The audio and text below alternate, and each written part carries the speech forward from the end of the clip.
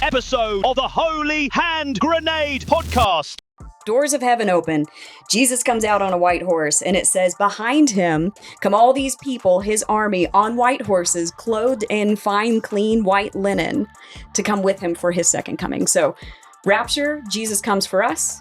Second coming, we come back with him. One of these events, he is completely taken by surprise. No clue, no heads up. It's just like, what? Called the Great Bamboozle of the devil, okay? The devil gets bamboozled, okay?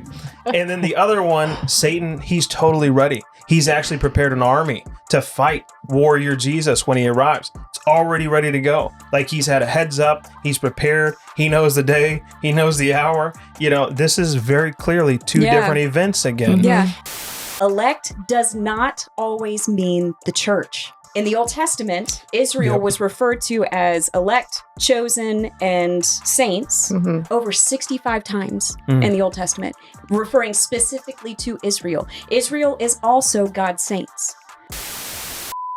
Can you say, hoo-hoo, big summer blowout? Hoo-hoo, big summer blowout. That's going on the podcast. Yes.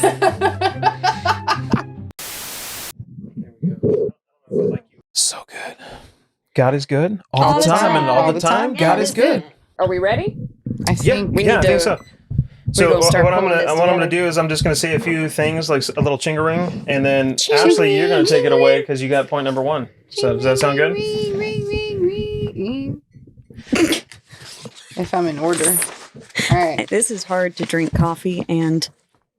You know what? I actually feel like the energy is up. I feel like we could do the intro. I think we're fine. Let's do the intro. Yeah, You want to do the intro Let's now? do the intro. Okay. And that would be more natural for Ashley coming in too. Okay. Does that sound good? I'm down with the get down. Whatever you want. Welcome to the Holy Hand Grenades podcast. Did that scare you? I'm glad it did. Are you awake? Welcome to the Holy Hand Grenades podcast. Today we're going to be talking about 2 different days. There's a big two different days. That was good. I loved it. That's for all the Bob's fans. So what we're talking about, though, there's a big debate. Most Christians believe that Jesus Christ is coming again. We've talked about this in previous podcasts. However, the discussion, the confusion, the whole thing is it just one time that he's coming back, or is it 2? It's 2. And so we're going to kind of go over this and look into the details, compare and contrast, and prove from our perspective that we see it to be 2 different days. Definitively. We have the Holy Hand Grenade. Yes, of course. Welcome to Bible study. Study what? Bible.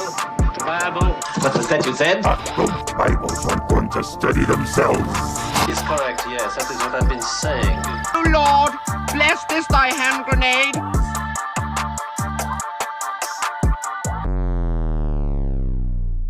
So, briefly, let's cover this. You've got rapture. What is the rapture? Somebody want to share their It's definition? the great skedaddle of the church.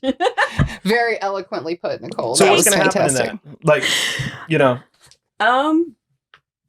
We gonna be raptured up. Word is harpazo, changed in the twinkling of an eye, and meet Jesus in the air. And who is we? The church. The church. So people that are a part. Specifically, it is the church. Yep. Yes, awesome. And then you got the second coming. Mm-hmm. So what is that? That's when Jesus comes back. Warrior Jesus. Warrior Jesus. Yeah. This is going to be a completely different Jesus that really the world isn't super familiar with. Mm-mm. Like the last time he was here, he was like, healing sick people. He was just doing really cool stuff. Super nice guy. Protecting kids, doing all kinds of stuff like that. And then you've got Warrior Jesus. And he's coming and he's like, everybody who's an enemy of mine, anyone who has opposed me, anyone who has been against me, I'm going to take you out. Yeah. It's a very, very different kind of feeling. Yeah. 2 very different But events. what I love about that, though, is sometimes people are just very much like, I feel like the Old Testament God and the New Testament God are like very different. And I'm like, no, it's actually really special because when he chose to reveal himself and show himself, he actually showed up in love. Mm-hmm. He's like, listen, I can be tough and judgmental and, God, I can come in as a warrior. I can do those things. And I do those things. However, what I want you guys to know about me and what I want you to see about me is that I'm love. That's the most important thing. Yeah. So Yeah. I think that's the right perspective to have. So going into this, we're going to cover 7 different points. There were lots of different points we could have chosen, but we chose 7 different points that indicate to us that it's not just one time where Jesus comes back, but there's 2 separate events, 2 different days. And I think that when you look at the details, it becomes clear that this can't be talking about the same time. So actually, I think you had the first one. Yeah, so imminency, right? Like there's very obviously a day that he comes back where you don't know that he's coming back, and he tells you to stand guard and keep watch and all these things. And then there's a day that can be calculated. So the verses references, that would be Matthew 24:36. That's the day and the hour nobody knows, not even the angels of heaven, but my Father only. So Jesus doesn't even know when he's coming back. He doesn't. So how can we know? We're not going to know. We're just told to stand guard and be ready, right? Then there's 1 Thessalonians 5 that says, "For you yourselves know perfectly that the day of the Lord so comes as a thief in the night." So it's, you don't know. Right. He's thief in the night. Gone. Like, And I think what's really cool is all of these represent idioms.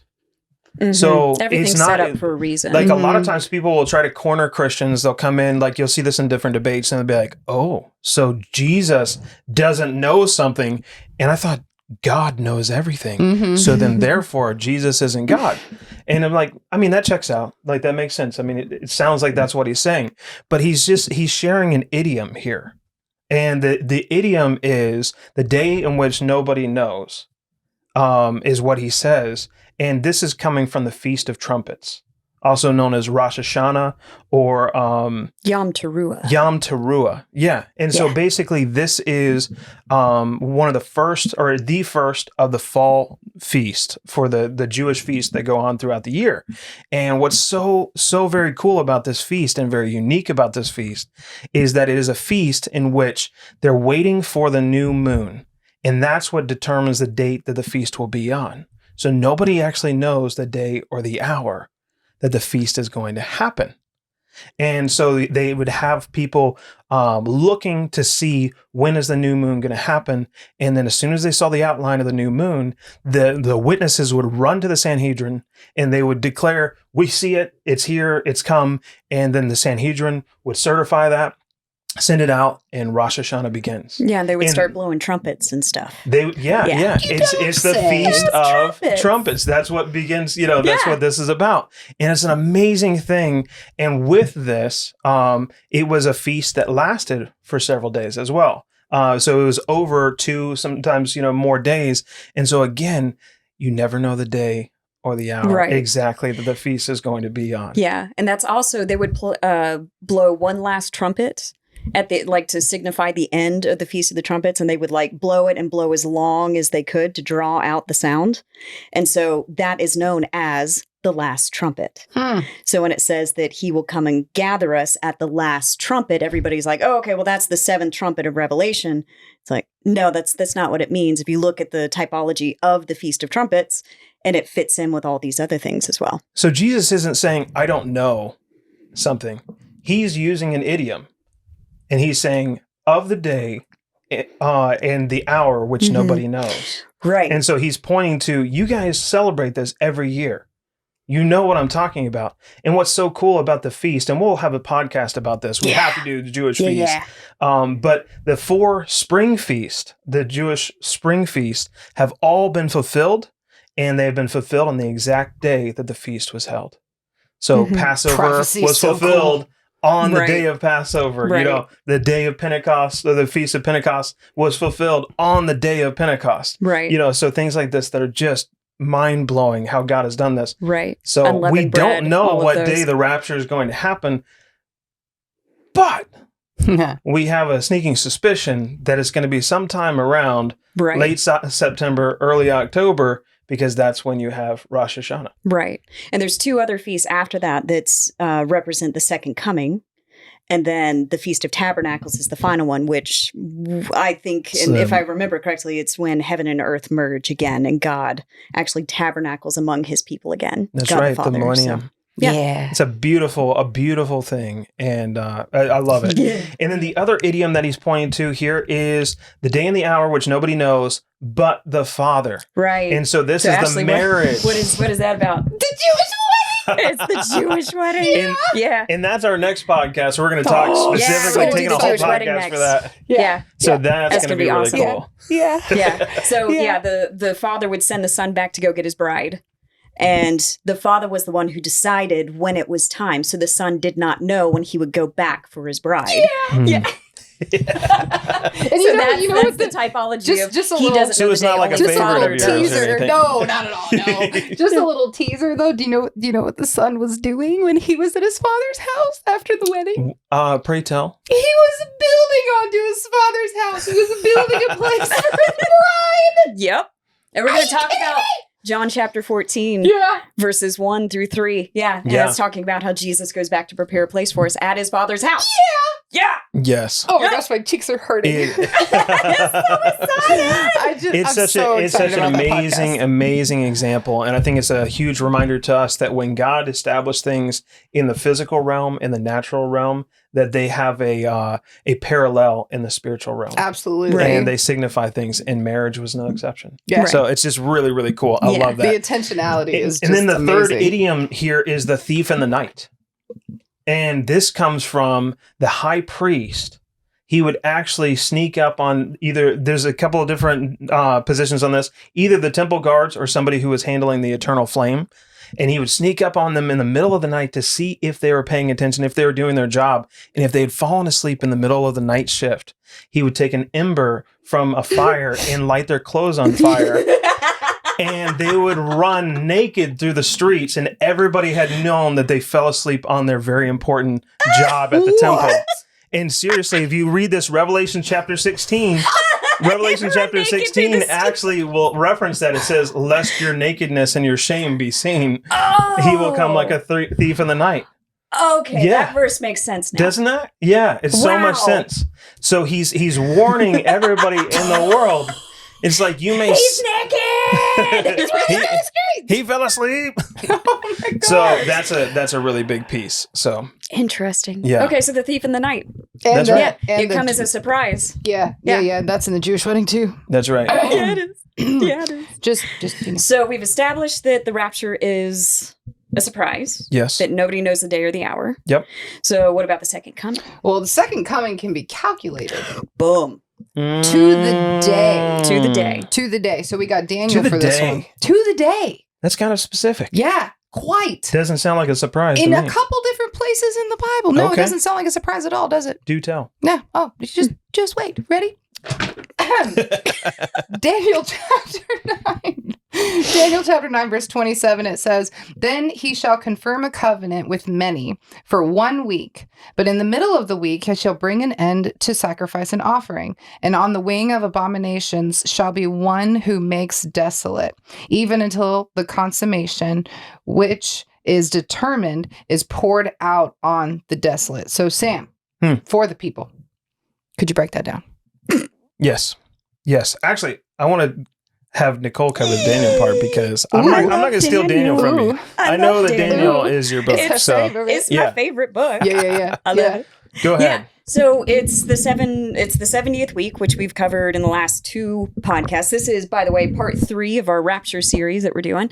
And so we've talked about the 70th week, 70-week prophecy. This is a part of it. So this is the last week that the Antichrist is going to sign a covenant. A lot of people think it's a peace treaty Right. between him and many and Israel for 7 years. It's that final week, that 70th week. And exactly halfway through, he is going to break the treaty and do the abomination of desolation, put himself inside of the temple, which the temple will be rebuilt by that point. And then exactly, if it's right smack dab in the middle, then at the end will be the second coming. And you can calculate that day. You can actually calculate the abomination of desolation as well. So both halves are 3.5 years, 42 months, or 1,260 days. So from when the treaty is signed is 1,260 days. That will be the midpoint of the tribulation, the abomination of desolation, which means it cannot be a mid-trib rapture either, because you can calculate that day. And then from that point, it'll be 1,260 days to the end of the tribulation, which will end when the Jews say, "Blessed is he who comes in the name of the Lord," and Jesus comes back and sets foot on the earth.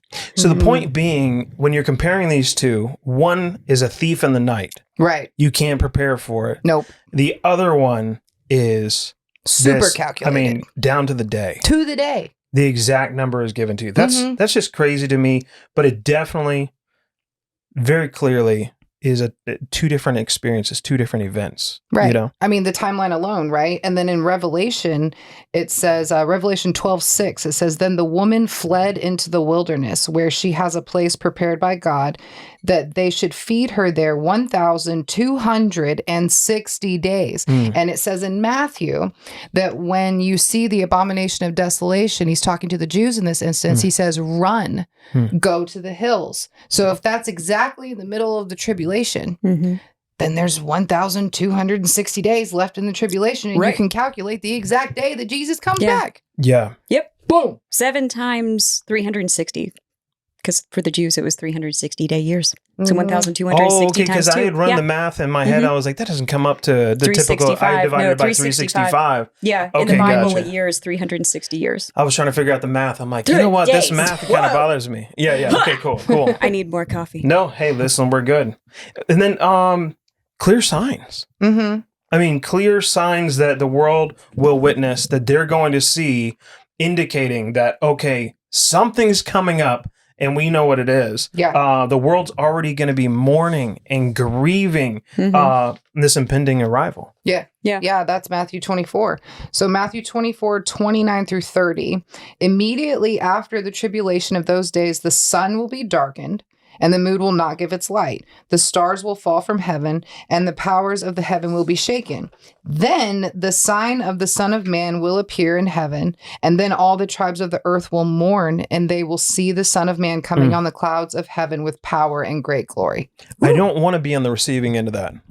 Dude, I was talking to Nicole about that yesterday. Yeah. Like, I don't want to watch that from Earth's perspective. Like, I got no problem being behind Jesus in my white attire, watching it happen. Yeah. But to be on the earth and experience the magnitude of God's wrath and power, just to witness it, even if it wasn't physically hurting me, like just to witness that. I mean, the feeling of it alone, like when so I don't know if y'all intimidating. like I don't know if y'all ever been to the drag races before, but when the car goes by you, yes, you can physically feel it in your body. It moves you back, like the exhaust. You can feel it, right? So if that's what a car, a man-made vehicle can do, what would the power of God do?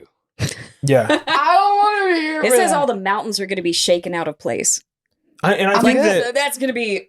It says the mountains. I mean, that's the Appalachian Mountains. That's a problem. The Rockies. That's a problem. Like the Himalayas. mountain was over here. Now it's over Pyrenees, there. You know, what are some other mountain ranges? Pyrenees, Andes, Himalayas, Andes. There you go. Yeah, that's another continent. That's good. Yeah. Okay, sorry. I mean, that's a huge deal. I mean, so I think there's a reason why when angels appear or God has appeared, the first words are always "Fear not."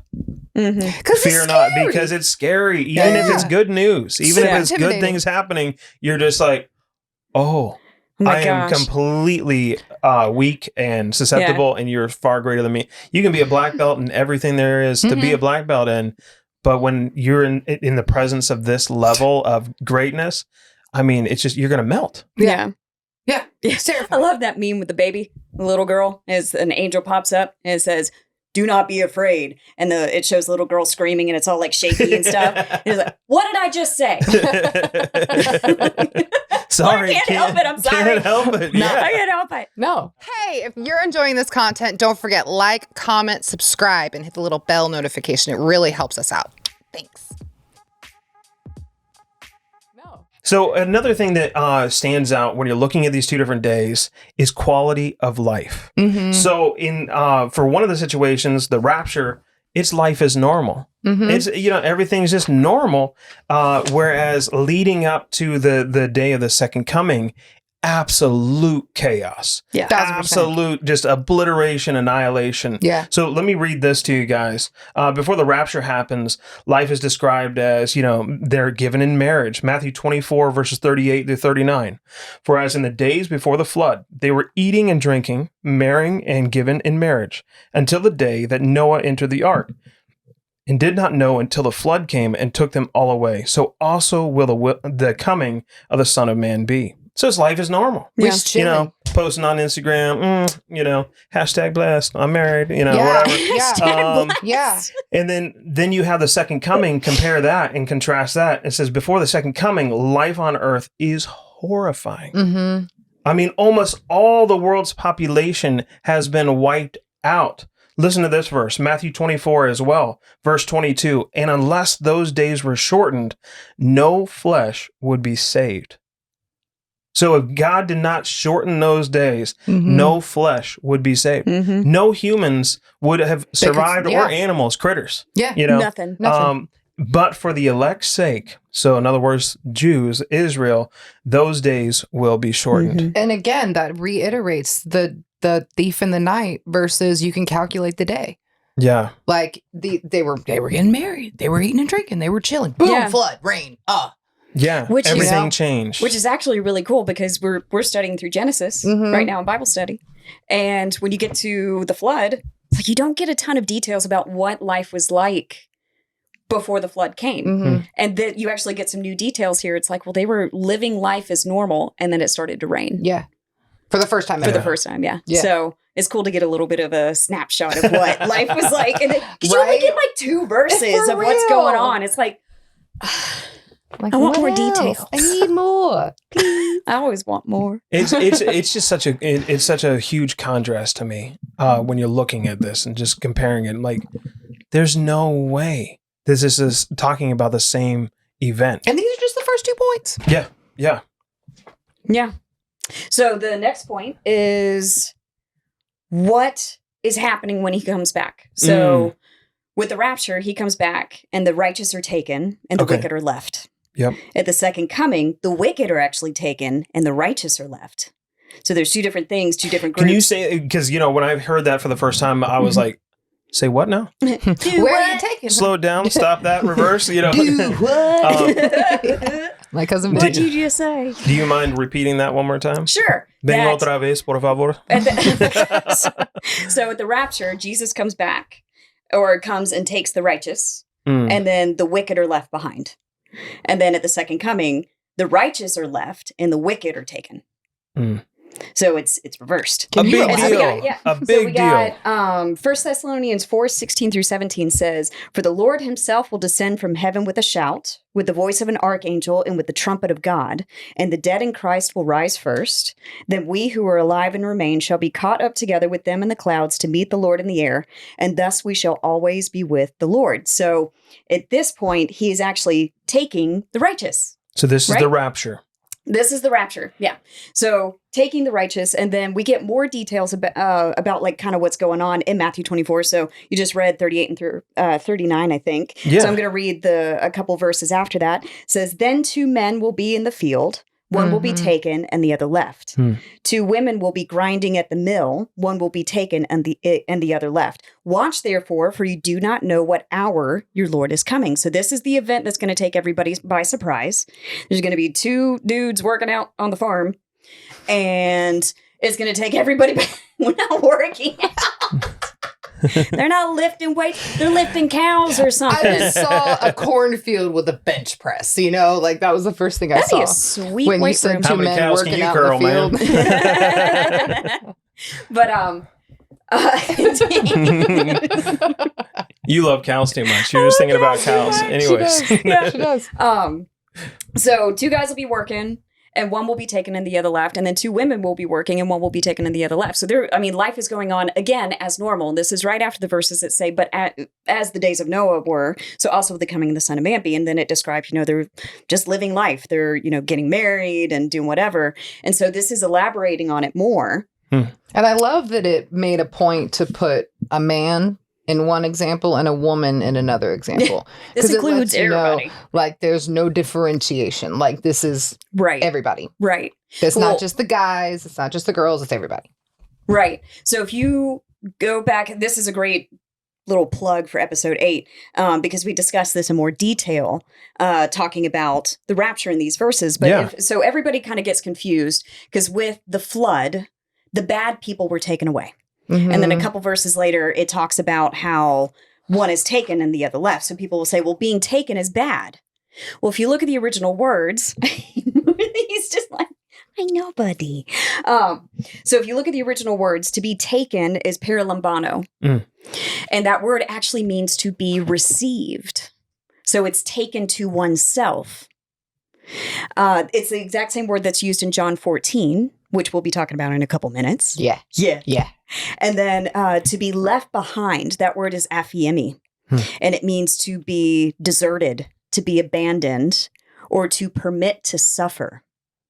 So one will be received, the righteous will be received, which we see that in John 14, and the wicked will be left behind to suffer through the tribulation. So if you look at the original words, you can see what the real meaning of those verses are. And so the rapture is absolutely in Matthew 24. A lot of people say it's not. But very different from the other experience, the second coming. So the wicked are taken and the righteous left behind. Exactly. So that is going to be in Matthew 25. I'm going to read verses 31 through 34 and then verse 41. It says, when the Son of Man comes in his glory and all the holy angels with him, then he will sit on the throne of his glory. So this is the second coming. All the nations will be gathered before him, and he will separate them one from another as a shepherd divides his sheep from the goats. And he will set the sheep on his right hand, but the goats on the left. Then the king will say to those on his right hand, come, you blessed of my Father, inherit the kingdom prepared for you from the foundation of the world. Then he will also say to those on the left hand, depart from me, you cursed, into the everlasting fire prepared for the devil and his angels.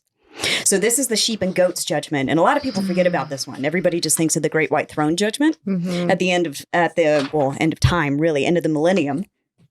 But this is another judgment that happens where Jesus literally separates people at the end of the tribulation.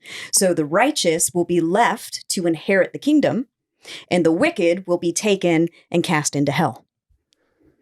So that's a huge difference. So one, he comes, the righteous goes with them, and the wicked left behind. And then the second coming, he comes back, the righteous stay to inherit the kingdom, and the wicked get thrown out. Okay, cool. And so next point. All right. Okay. So this is the one that I always bring up to people when they want to talk about the rapture. It's a good one. It's This is like, a really good okay, one. so this is the comes in the air versus sets foot on the ground. But people make it so complicated. So there's one instance where Jesus... Exactly. So there's one instance where Jesus comes back and he's in the clouds and he does not set foot on the earth. Period. We go up to meet him. We go up to meet him. Yep. Correct. So that's The verses I just read. Yes, exactly. First Thessalonians. And the end of that little verse section, you know what it says? It says, Tell us. therefore comfort one another with these words. Now let me ask you a question. Okay, go ahead and ask us Who that you question. gonna comfort if everybody's all burnt up and dead? Tain't nobody. Doesn't sound very comforting. It is not. Who No. you gonna comfort? I'm not comforted. Ain't That's for nobody sure. there. No. Everybody dead. No. You know what I'm saying? Yeah. If it's the end of the tribulation and that's when Jesus comes to get us. Yep. Yeah. And Who it's you hard gonna to comfort people with those words. The church, because it's speaking to the church at this point, right? Yeah. Mm-hmm. So it's hard to comfort people if you think you're going to go through Revelation. The judgment of God. Through the The tribulation. wrath of God. If anybody is confused about how horrible it's going to be, go read Revelation 6 through 19? Mm-hmm. Like the seals, the trumpets, the bowls are just Horrific. literally all hell being broken loose on the earth. Yeah. It's insane. There's not a lot of comfort in there at all. But that's great. So meeting us in the air. Yeah. And one. So it's very obvious. So then what's the comparison? Well, when This Jesus, is a great verse. Yeah, when Jesus comes back the second time, this dude, let me tell you what this man does. God does this. He comes down. We're all chilling behind him, wearing our white and our fancy. And he sets foot on the Mount of Olives and splits that sucker in two. Yeah, that's amazing. Yeah. That's amazing. Just his foot. I love how Chuck Missler puts it, and he says that there's a fault line running down the middle of the Mount of Olives, just waiting for the pressure of a foot. Exactly. Yes. Exactly. So that this is actually in the Old Testament as well. This is a prophecy from Zechariah. So Zechariah 14:4, it says, "And in that day his feet will stand on the Mount of Olives, which faces Jerusalem on the east." Let you know, like we're talking about this specific mountain here. Oh yeah. And the Mount of Olives shall be split in two from east to west, making a very large valley. Half of the mountain shall move toward the north and half of it toward the south. That's crazy. That's Absolutely nuts. crazy. Like the amount of power coming from this man's feet. That's from a decent God's sized feet. mountain, too. It's a mountain. It's a mountain. So it's but not only does it split though, like it moves. I And it picture like a creates sound effect, massive- like the toe touch and then ding, Ding. Yeah. you know, north and south or Exactly. whatever. What is the direction? North. Yeah, north and south. Mhm. Yeah. Boom. So the next point Okay. is what Jesus comes for, what he's coming down for. Yeah. Okay. Come down for what? Had down for what? to. Sorry. he comes for the church. Yes. And the second time he comes for Israel. Mm-hmm. And apparently this is a hot take because people have not liked our Israel talks on social media There you about go. this. But John 14 that I said we were going to talk about, Yep. here it is. Yeah. Here you go. Verses 2 through 3. In my Father's house are many mansions. If it were not so, I would have told you. I go to prepare a place for you. And if I go and prepare a place for you, I will come again and receive you to myself, that where I am, there you may be also. I know we did this in a previous podcast, but I always love just looking through the action words in this. I go to prepare a place. And He then gonna go. if I go, He gonna go. I will come again He gonna come and then receive you, and he gonna receive that where I am, you may be also. and we gonna be. This is it's just so simple. Just follow that action. Yeah. So He's going to come. We go up, go back to where he was. That's why he went to go prepare a place for us. Why, if it's post-trib, same day as, if Rapture is the same day as the second coming, why on earth would he go and prepare a place for us if we never go to it? right. You right. wouldn't go to it Yeah. because he's coming down and we meet him in the air and come right back down. It's like Versus, there's no point. well, I mean, Right. I'm just when you look at that, so it's him going and preparing, coming and getting, and then bringing us back. Very different from when he comes the second time. Ooh, and paralambano. That word I was just talking about with one taken and the other left. Yeah. just about to Taken ask there is received, right? Mm. This is the same word received here. That's He will right. receive us, paralambano, to himself. Same word that's used in Matthew 24 when it talks about one being taken and the other left. The one taken is received. He's received to go back to his Father's house Yeah. because he prepared a Perfect. place for us. Perfect. Yeah. Yeah. So then at the second coming, Jesus is coming for Israel. The purpose of the tribulation is for the salvation of the Jewish nation. So Jesus comes back, and it doesn't end until they say, "Blessed is he who comes in the name of the Lord." So the end does not come That's how you until know it's done. Israel accepts Jesus. Mhm. So he comes back for them. Matthew 24:31 says, "And he will send his angels with a great sound of a trumpet, and they will gather together his elect from the four winds, from one end of heaven to the other." So this is one people they don't like to talk about much. So talking about elect. Mm. So elect does not always mean the church. In the Old Testament, Israel Yep. was referred to as elect, chosen, and saints Mhm. over 65 times Mm. in the Old Testament, referring specifically to Israel. Israel is also God's saints, is also his chosen, also his elect. So Isaiah 45:4 says, "For Jacob my servant's sake," so Jacob, Israel, "and Israel my elect, I have called you by your name." So calling Israel his elect. Yep. And then also in Romans, so New Testament, Yeah. you know, because a lot of people. So New Testament, Romans 11. And this is a powerful chapter. It's so 9, 10, and 11 are about Israel and that God is not done with Israel. So chapter specifically- 11 is about the future. And so verse 28 says, "Concerning the gospel, they are enemies for your sake, but concerning the election, they are beloved for the sake of their fathers." So they are elected, they are the elect, and it is by their fathers, their They being forefathers. Israel. Israel They are elected by their blood. They are elected by their lineage, because Abraham was promised these things, and it was through all of his lineage, all of his descendants. This promise stays to them.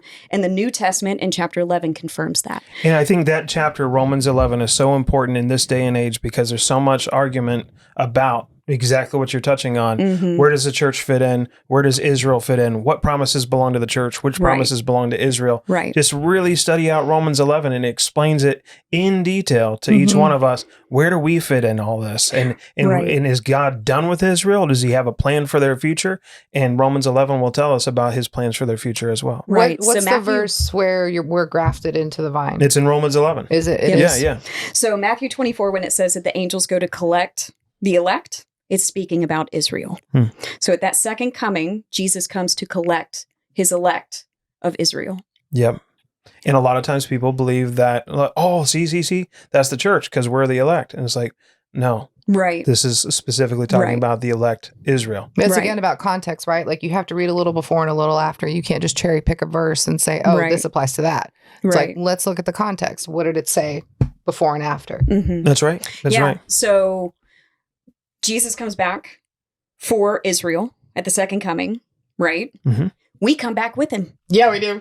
So the next point 6 we got here is he, for the rapture, he comes to get us. The second coming, we come with him. Mm-hmm. See, this is the one that I really like. To me, this clears it up in my brain really well. I've always liked this one. So the rapture, of course, we can point back out John 14. Yep. So he comes, receives us. We go back to his Father's house, right? We are with him. So then the second coming, we get quite a few details of this at the end of Revelation. So his bride, Jesus's bride, is the church, and we are already in heaven with him, adorned in white, and we come back with him. So Revelation 19, 7-9 says, let us be glad and rejoice and give him glory, for the marriage of the Lamb has come, and his wife has made herself ready.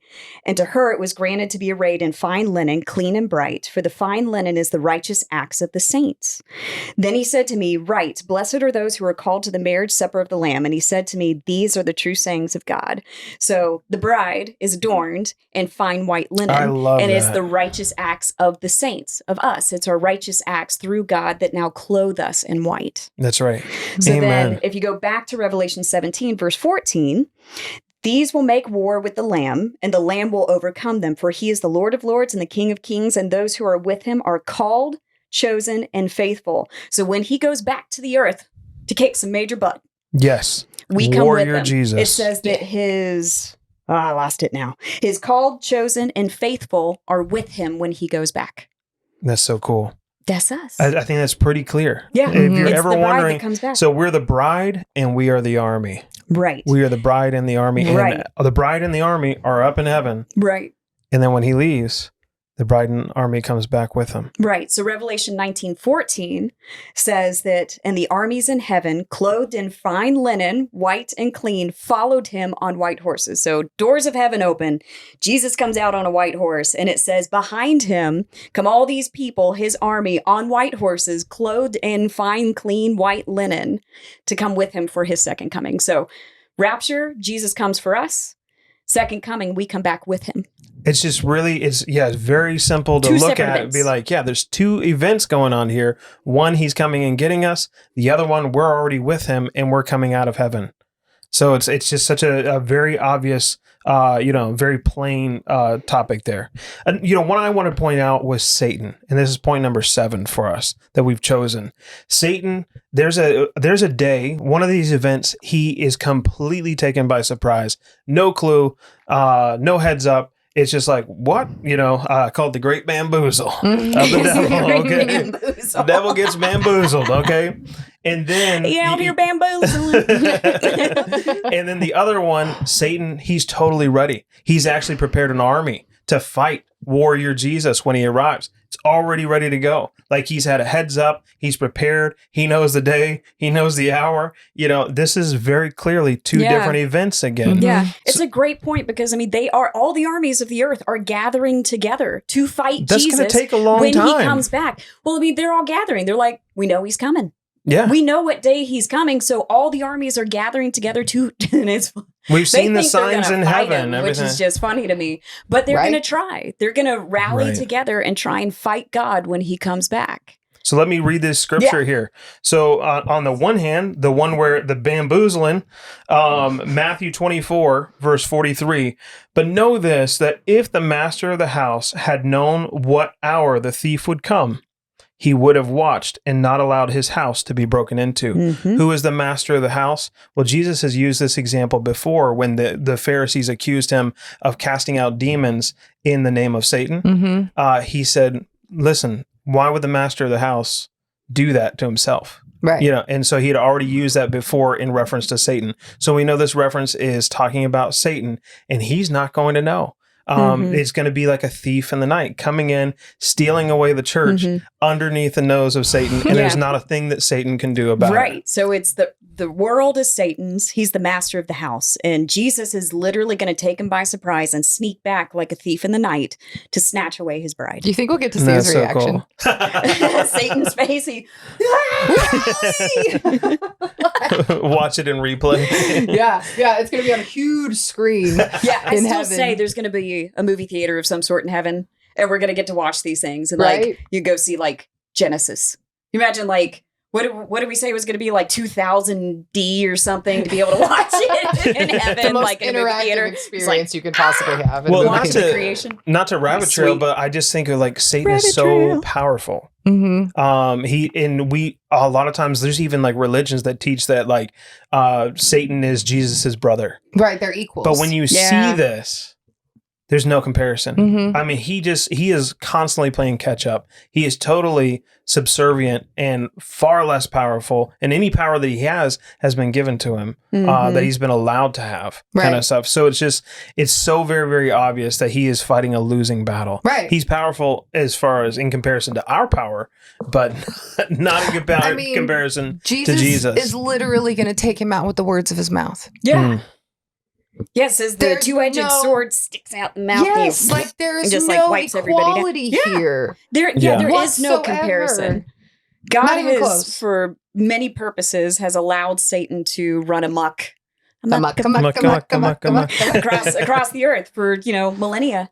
And his time is coming to an end. His reign Yeah. is coming to an end, and God Yeah. has a purpose for all of it. And one day, finally, he's going to come back and be like, "Nope, you're done," and just squish him. He's done. That's right. Squished. That's yeah, right. there is no comparison. Satan is nowhere close to God's level. And then you have this other day, this time where he's actually had time to put together an army. Revelation 19:19. And I saw the beast, the kings of the earth, and their armies gathered together to make war against him who sat on the horse and against his army. And those words, him and his, are capitalized. That is Jesus coming back with his army, which is us. Yes, And sir. it's just, it's so crazy. This is very evidently a very different thing. There's no sneaking and snatching and being a thief. This is loud and proud. Jesus is coming in on a white horse. People are shaking in their boots, Splitting mountains and splitting stuff. mountains with his toes, Yeah. and it's incredible. It's incredible, Yeah. So, And we get to see it. We're going to be coming back with them. So we get to like flying white horses. It sounds In like. the mezzanine. Yeah. In Just the mezzanine. watching. We're just going to be hanging out up there and we're going to be like, ha! Get to watch it. You're like, I read this part. Wait for it. Here Wait it comes. for it. Here I it know comes. what's about to happen. Spoiler And his alert. foot touches now. Yeah. It's going to be awesome. Yeah, Guys, it really is. I really hope this was helpful. The 2 different days, we love talking about it. Next episode, we're talking about the Jewish wedding. This is going to be an amazing thing. It'll be our last episode about the rapture, and we're very, very excited about sharing this with you. Very, very helpful imagery that's used throughout the Bible to explain the rapture and Jesus coming for his church, his bride. Yeah. And so we cannot wait to Yeah. talk about that. Hopefully you'll be able to watch that one as well. But have a wonderful rest of your day. And could you go ahead and share some of the stuff? Oh, yeah. Like, comment, subscribe. Check us out on social media. We got the things on the tiki-talkies, and whatnots, and Instagram and Facebook. I'm not on Facebook very much. But yeah, if you leave a comment and let us know what you thought. And by the way, we've been getting Hit the bell. we've been Little getting notification bell. Really good comments. Really encouraging comments. People that have It's just been great. even for people that don't necessarily agree with our perspective, we love the discussion and being able to just, share different perspectives. And I read this or interpret this passage this way.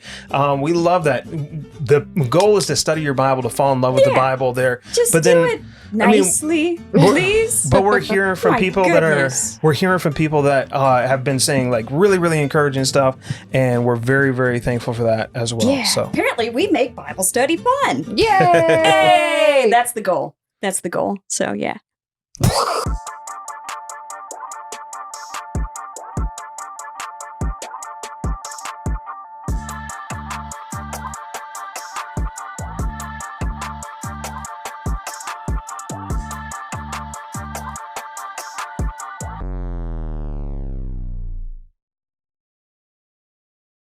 Zoe, Alabama, Alaska, Arizona, Arkansas, California, Colorado, Connecticut.